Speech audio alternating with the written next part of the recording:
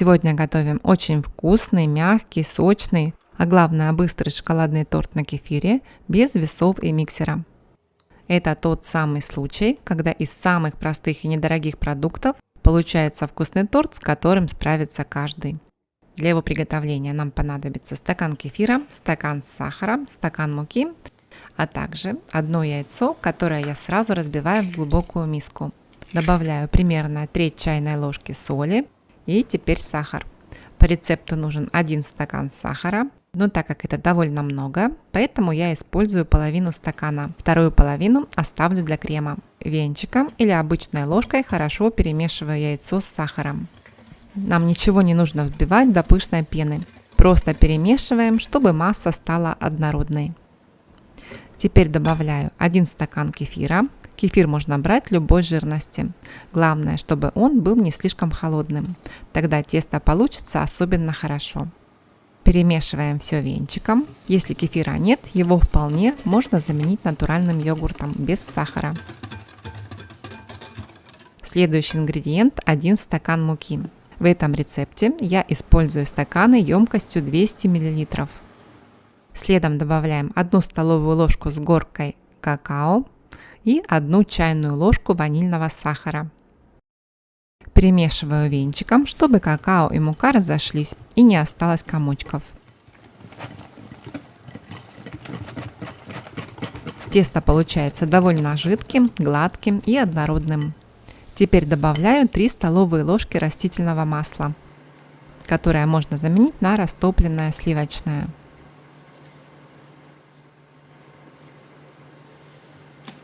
Снова хорошо перемешиваю.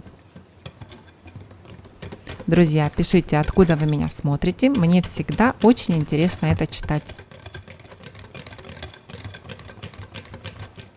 И последний ингредиент – 1 чайная ложка с горкой разрыхлителя. Перемешиваю еще раз, и наше тесто готово.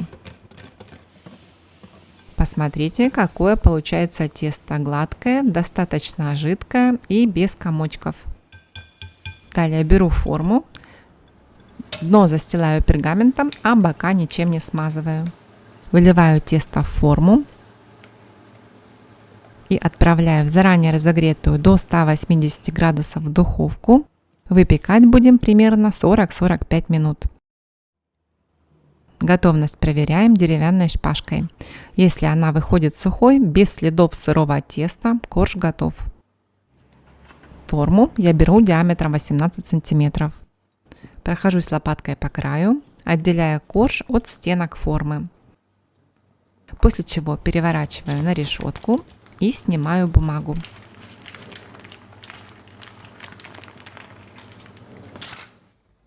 Корж получился очень сочный, шоколадный и очень-очень мягкий. Дадим ему остыть. А пока корж остывает, приготовим крем.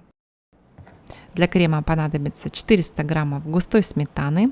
У меня сметана 10% жирности, поэтому я ее предварительно отвесила, чтобы убрать лишнюю сыворотку. Сметану высокой жирности отвешивать не нужно. У кого нет сметаны, ее можно заменить густым греческим йогуртом. Добавляем сахар или сахарную пудру, полстакана или по вкусу, и столовую ложку какао. Какао не только дает крему приятный шоколадный вкус, но и помогает сделать крем гуще. Все просто перемешиваю ложкой, и крем готов. Вот настолько все просто. Корж остыл, разрезаем его на 3 части. Также можно срезать верхнюю часть, так называемую шапочку, на крошку для украшения торта. Коржи пропитывать ничем не нужно, они получаются очень мягкими, сочными уже сами по себе. Теперь собираем торт. На первый корж выкладываем крем и равномерно распределяем.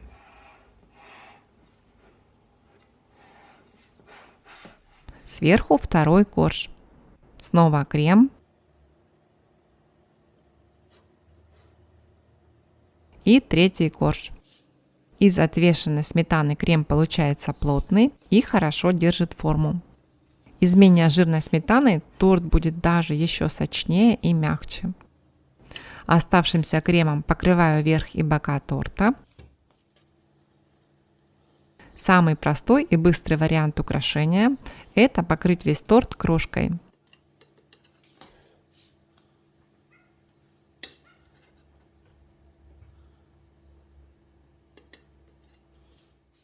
Я же решила смешать шоколадную крошку с орехами. Орехи добавят приятный хруст и сделают торт еще вкуснее. Обсыпаю этой смесью бока торта.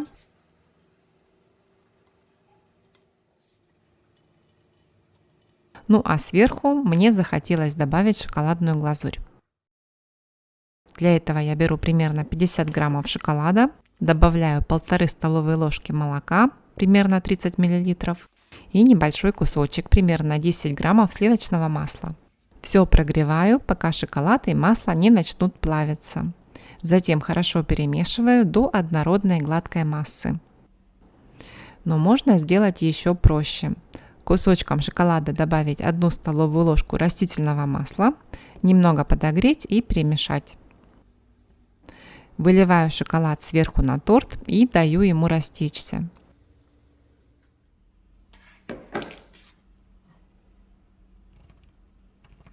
Подсыпаю орешков где необходимо. И вот такой красавчик у нас уже получился.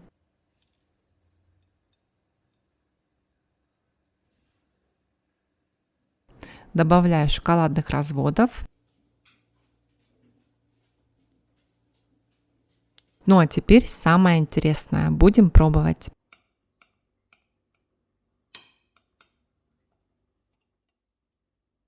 Посмотрите, какой мягкий торт. Никакой пропитки действительно не понадобилось.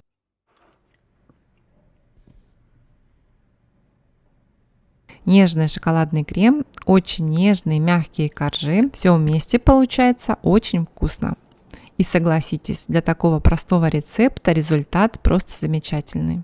Так что, если хочется домашнего тортика без весов, без миксера и без сложных приготовлений, обязательно попробуйте. Такой десерт отлично подойдет к семейному чаепитию и когда хочется быстро приготовить что-нибудь вкусное к приходу гостей. Так что, если любите домашнюю выпечку без сложных ингредиентов и долгих приготовлений, обязательно сохраняйте этот рецепт.